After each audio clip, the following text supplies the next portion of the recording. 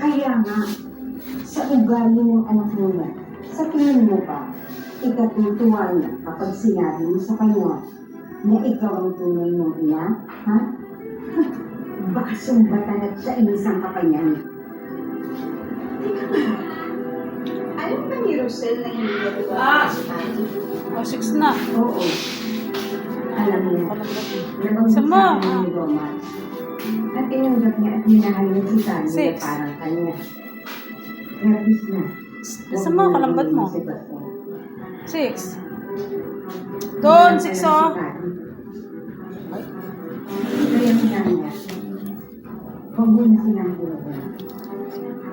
6 oh. Hindi ka nila naging mag-boyfriend ko na eh. Ano yung nakabalik sa anak mo? Tsaka di ba may boyfriend ka? Nakwento mo sa akin noon. Mahal na mahal mo.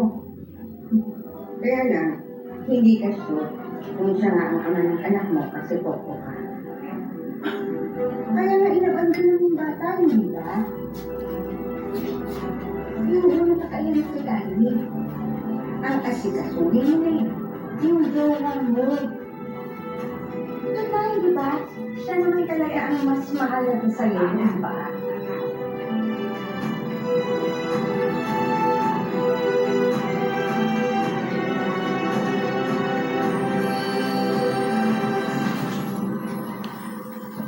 Dala ko na sa mga kwento. Nakakatakot, nakakagulat.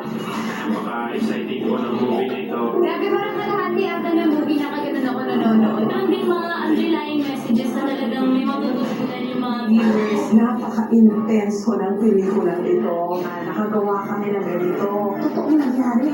Sigurado po, matatakot kayo. KMJS, gabi ng lagi movie. Now at second week in cinemas. Huwag mo paniniwalaan ang kasinungalingan mo, Dana. Nililin lang kalamang niya pagkat may maitim siyang balak laban sa Ikantadia. Di ka mapagda sa akin, Tena. May nahanap yung dugo ng isang lalaki. Nakahanap na kami at nakapili ng karapat-dapat mong kabiyak.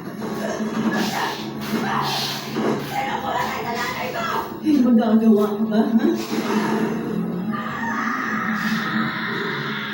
Sangre.